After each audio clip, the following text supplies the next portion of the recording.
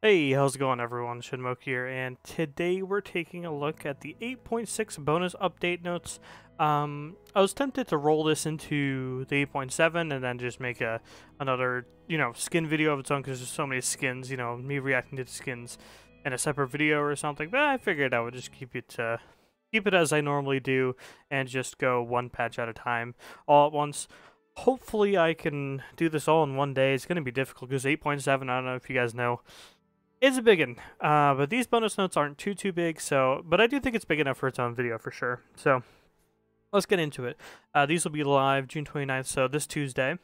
Just a few skins here. A great skin for ESET. Absolutely love this. This is a great look for her, I think.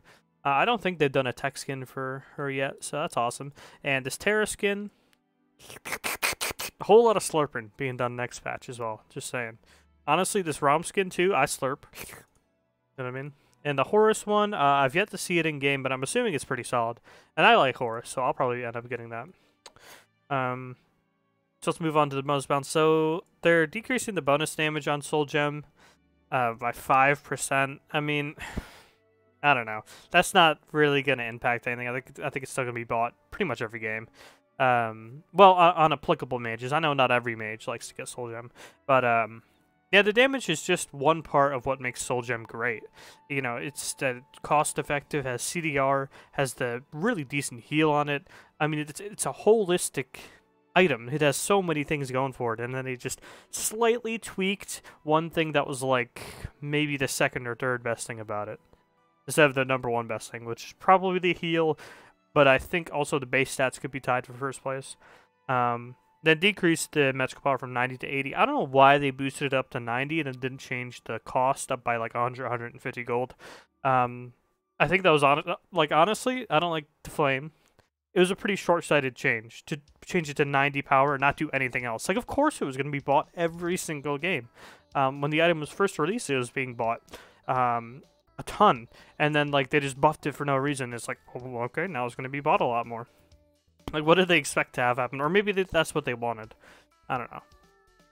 I mean, it's not like it's the biggest problem item Smite's ever seen, but it was just being bought literally every game because there's no reason not to.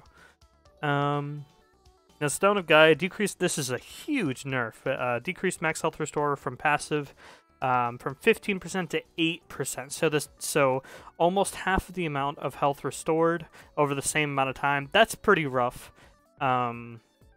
Yeah, that's extremely painful for Stone of Gaia, but I think other things should be nerfed about it. I mean, just the immense amount of health it gives you, the immense amount of regen from its other passive, and the extreme cost effectiveness. At 2250, I think, is the cost of this. Ridiculously cheap. I don't know why it's just not more expensive with the same stats, and maybe they look into reworking it later. It should be 2450, 2500, something more like that. I don't know why it's so cheap. I think that would have been a better change for this. This is a massive nerf to that particular passive, but I think it'll probably still be bought on the characters you're already buying it on, because those crazy base stats and the great price is still there. Morgana only one touch, which I'm not a fan of. You guys know I think she does way too much damage, especially with her ult. But probably one of the best and one of the best changes they could have done is increasing the cooldown on that one. Why was it 10 seconds? At the range you could spam it at, and with how it works with her passive, getting more magical power as she hits this ability and the other versions of this ability, why was it only 10 seconds? Like, what's the flaw in that case, you know what I mean? Like, what's the downside to this ability? It's not even very slow, and you could just spam it at max. That's very loud.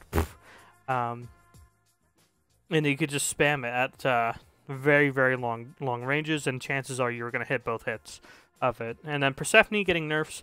Yeah, people were kind of meh on this character and thought she wasn't like really solid, but I think she definitely was.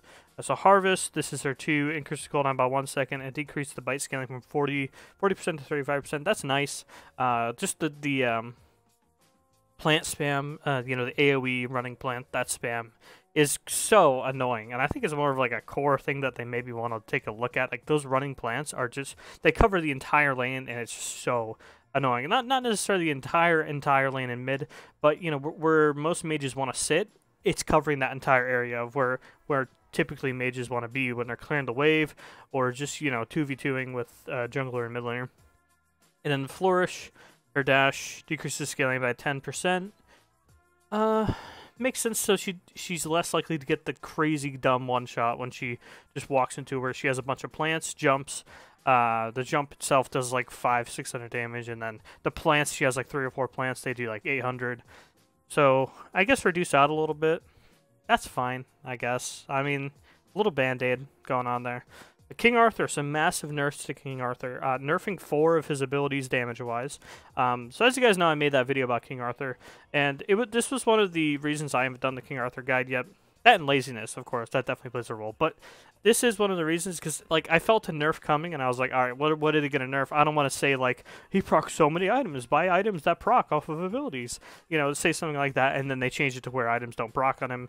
But that's not what happened. What they did instead here is basically just nerf his damage on his most damaging abilities across the board. This was something I touched on in my video, where essentially they said when he first came out that they were going to make his abilities do significantly less damage, but then he has some of the highest base damage abilities for a warrior, which I thought was really goofy. So overhead slash, his blue one and his orange one both get a 20 damage decrease, and then the jab, which you usually don't even level, you usually just level the 3 and just use the jab as a stun. Yeah, I mean this is pretty nice. It's 60 damage off pre-mitigation from his main combo, like his poke combos basically. So that's nice. You're gonna feel that. That's gonna make a difference.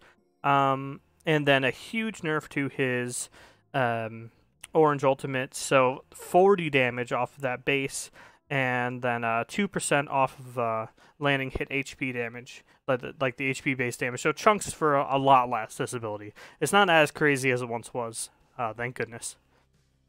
Yeah, so I think they nerf, like, base damage-wise, I think they nerfed what they needed to nerf, other than the orange 3. But the thing is, if you're touching the, like, I wouldn't want them to touch all these abilities and then nerf the orange 3 as well. I think that would be a bit too much. But you know, no change to the orange 3 at all is interesting to me. That's such an annoying ability. I probably would have liked to see this ability remain the same, but then they changed the damage on the orange 3. But I think King Arthur's still going to be really solid, and you know, it's interesting that they didn't touch anything about his kit, didn't rework anything about his kit. That's a thing. So he'll definitely be good with Bluestone too. I guess a bit of a spoiler. They didn't nerf Bluestone, but Cullen, next up, the other best warrior. So they're slamming the health shield on his transform pretty hard. So this is you get pretty much half the bonus from per level scaling, if that makes sense, if I worded that correctly. So it's a pretty significant drop off to his shield. I don't know why I said that so weirdly. I mean, this is definitely going to be effective, and Cullen is definitely the biggest problem when he's in his transformed state, so this will help make him a little less tanky. I don't know if you guys watched that, I think it was Jade Dragons versus Bolts, where Final K played Cullen. He basically couldn't die, ever. Like, he was in his untransformed state, oh, this guy's pretty tanky. In his transformed state, oh, we don't do any damage to this guy. So I guess hitting the health shield is an okay way to go about changing that, I guess. I mean, at some point, we need to take a look at the base damage on the 1, or maybe just how much bonus power he gains from transforming. And, you know, go from there, right? Maybe keep the 1's damage the same, but, you know, make his 1 not do 450 damage when he has only, like, 30 power when he's transformed. I don't know if I said that, but yeah. Decrease the base damage on his ult, which I guess is nice. But the big one is increasing the cooldown from 85 to 100 seconds. 100 seconds! What? That's a lot. I don't know if I really agree with that. I think that makes the character feel a lot worse. I mean, 100 seconds. Like, my eyes are watering. But then, see, here's some goofballery. They make the base ult 100 seconds, and then the damage... Oh, dumbass. The cooldown is only for spear. So, yeah, they didn't really specify his non-transformed state, basically. His base ultimate is the one that's affected by this change. Okay. I don't know. That's such a weird change to me. Like, why not just increase the cooldown of his, I don't know, like decrease rage gain or something like that, you know? Make him not get rage so easily. Because, like, the thing is, he's still going to use this and transform in fights, right? But now it just feels like garbage to use outside of, you know, once you start reaching the late game, when you have your CDR, when fights, you know, when you're not just trading every couple seconds or so, you know? Hmm. Weird change, honestly. I think something else needs to change about Cullen, not this. But yeah, I do think things need to change about his Berserk form, but not only just the shield. Like, you know, gaining move speed in that, having a tick going on constantly during that, getting a huge power spike during that. A whole tons of different things. That's English. Are going on in that transformed state, and they only hit the shield? And then they just make his ult feel a lot worse in the base form in the early game? Okay, so you made him feel worse to play, and that's haha, nerfed. We nerfed him. So Sun Wukong, 20 damage nerf to his 2. Yeah, I think they boosted this damage up sometime last year for like no reason. They don't need to boost it up an unmissable ability to 310 damage, you know. Which is also on a low cooldown and has a low mana cost as well. Yeah, I always liked leveling this ability just because it felt good to me to level it and just running at people with that slow on them. And then it actually became super viable because it just does that much damage that you could just sit in a wave with the 2 level and be like, well, you can't walk up. You're going to take like 300 damage from me, dude. You can't do that. So nerfing that a little bit is nice, but it does scale. So it went from 90 to 310, now it's 90 to 290. So he's still going to hurt early, that's for sure. Gilgamesh, a few nerfs to this fella. So there was an issue where this ability did 15 additional base damage and 50% additional physical plus scaring the gods kicked into a wall. This only applied to ranks 2, 3, 4, and 5 of dropkick. This damage should now match the burst damage listed on the description. Okay. And then increase the cooldown from 14 to 16. That makes sense. I do think it was probably on too low of a cooldown because it clears waves. You can hold it over people as like, oh, am I going to do it? Am I not going to do it? Type of thing. And then if you just jump on people and drop kick them into a wall, it does like 300, 400 damage. If you do it through minions as well, pretty painful. And then like doing it twice during a trade, a little silly. They probably want to stop that from happening. And then decreasing the ult damage. Yeah, the ult damage is pretty goofball. They're nerfing that by 20. Just a minor change to him, because he has gotten a lot of nerfs, right? They don't want to over-nerf this character just yet, but, you know, I would have hoped for a little bit more than this. So Soul One I was a little confused about, so this is on her too. Added a 0.1 second setup time to the activation of this ability. Added a 0.2 second post-fire time to Stellar Burst. This functionality adds, very small, delay to the basic attack fired after Stellar Burst projectile due to how this post-fire time is considered. You guys are sciencing on me. I don't know. Okay, so yeah, it was something to do with a bug, I remember. Soul previously had a significant amount of time that was baked into these abilities, which was annoying, resulting in a significant delay before she could throw Stellar Burst, and a significant delay. This broke. Doesn't need to be instant. Did it?